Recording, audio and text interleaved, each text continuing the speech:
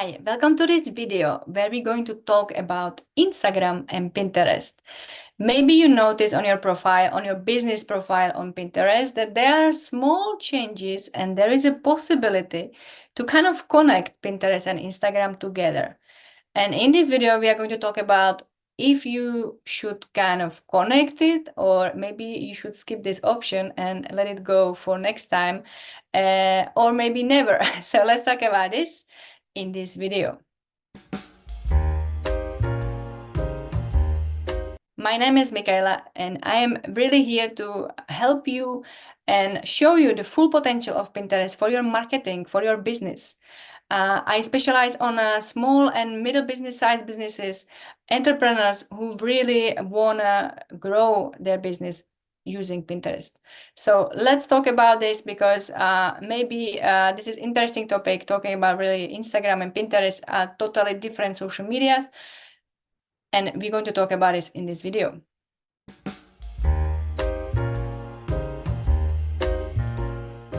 Right now, we are in our business profile on Pinterest, of course, and we are going to see this option here. On the top right corner, you see you can click on the settings. When you click on here, it will roll out and you can see all the options here. And you see settings here. In other videos, we are talking about the business access and the reports and violation center and all other options here. But for us, the most important or most interesting is always the setting bar. So let's go to settings and see what we have here. Maybe you know that sometimes you can actually optimize your profile here. You can change your photo, you can put your logo, you can change the name if you want, title of your business profile. You can, of course, change also the profile description, which is here. It's like your bio. You want to use your keywords and optimize description for your profile. You can change website, username, whatsoever, and you can also include a retail location if you have some business, real business, not only online. And here, maybe you saw other options like account management, and you can change your name, date of birth, contractor, business type, etc. So of course, here, profile visibility, you don't even have to go to this part because we all want to be seen on Pinterest. That's why we do it. So private profile, you're never going to probably use private profile or search privacy. You just want to have your profile visible to all. Maybe you never been in this part, tune your home feed. You can actually make your Pinterest more you. So here kind of you can tune your profile and Pinterest will use it to recommend ideas for you. It's kind of like what you like. It's going to show you here. You can turn it off everything if you don't like these topics. You can just, if you like, let's say home decor, or anything what's not related to home decor, you can turn it off, or you can click here and put it on, and then basically Pinterest will show you more about home decor because it's something you're interested in, so the ideas are more interesting for you. But today I want to talk about this topic, which is claim accounts. And here, at this part, maybe one of the first mistakes people or users do when they are starting with Pinterest is they don't confirm your website with Pinterest. If you are in this stage and you don't have your website here, and you have website or eshop, you should definitely 100% confirm this, claim your website, and you basically showing Pinterest, this is my website or my eshop. I want to really show my content to Pinterest. I'm not any scam account. So if you are in this stage, you should be definitely claiming your account and confirming with Pinterest. If you are maybe using like Etsy or any other options and you don't have website, it could be also the option. You cannot confirm yet with Pinterest your account, but in the future, maybe when you have your website or eshop, or maybe you create your eshop, e-commerce store outside of Etsy, you can definitely claim it. For now, you can keep it like this if you don't have, as I said, your own domain, your own website, or you are using Etsy or Facebook or Instagram. But now I want to talk about this option, Instagram. Maybe you saw it when you claim your account, you were like, oh, Instagram, maybe I could, connect my Instagram account and it will automatically make pins for me. Amazing, right?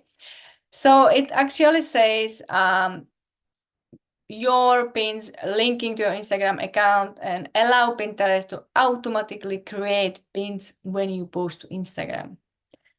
So maybe you're thinking that's easy peasy. I will do it because that's something I don't want to do all this work of creating pins. I just use all the things I have on my Instagram.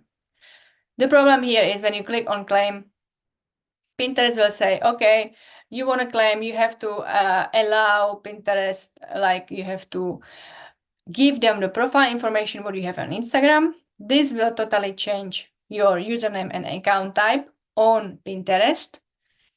And content. Pinterest will have access to any reels and posts you share and their captions and timestamps, regardless of audience or privacy settings. So basically, it will take all your Instagram posts and make it pins, let's say image pins, which they are connected to your Instagram profile. So they are not optimized. They are all square images like you have on Instagram. They don't have any keywords like on Pinterest. And they really don't have the URL. They are connected to your Instagram. So they basically go from Pinterest to Instagram, kind of back, because all your, let's say, Instagram posts created as a pins will be connected to your Instagram profile. So they go back to your Pinterest. Sorry, they go back to your Instagram profile. So if you did this option, I would totally recommend not to do this. Unclaim Instagram from your Pinterest profile, because all the hard work you did with creating pins for Pinterest, which are vertical pins, you want them to have optimized for keywords. You want to have a title of the pin, description, and you want to drive them from the pin to your website, to your e-commerce store or blog. You don't want them go back from the pin to Instagram profile. So ideally, if you did it, unclaim it if you can, because it will probably create just for some days more impressions for you, but all the pins will be square images from Instagram going back to Instagram. And that's something which will harm on your profile in the long run, because you want to have optimized pins. As I said, this size classic image pins or video pins, you can of course have the longer version, but you want to have, you see there is a keywords visually appealing pins. There are keywords on the pins in the title and the pin description, and it goes to my YouTube channel in this case. I don't want to here have all Instagram account, because if somebody already clicks on my pin, they are interested in this topic, and I don't want to drive them back to Instagram, because that's something I will lose them. They will go back from Pinterest to Instagram and like, okay, Instagram, and then I am looking at others people's posts and I'm lost. I'm checking reels and I already forgot what I wanted to do in the first place.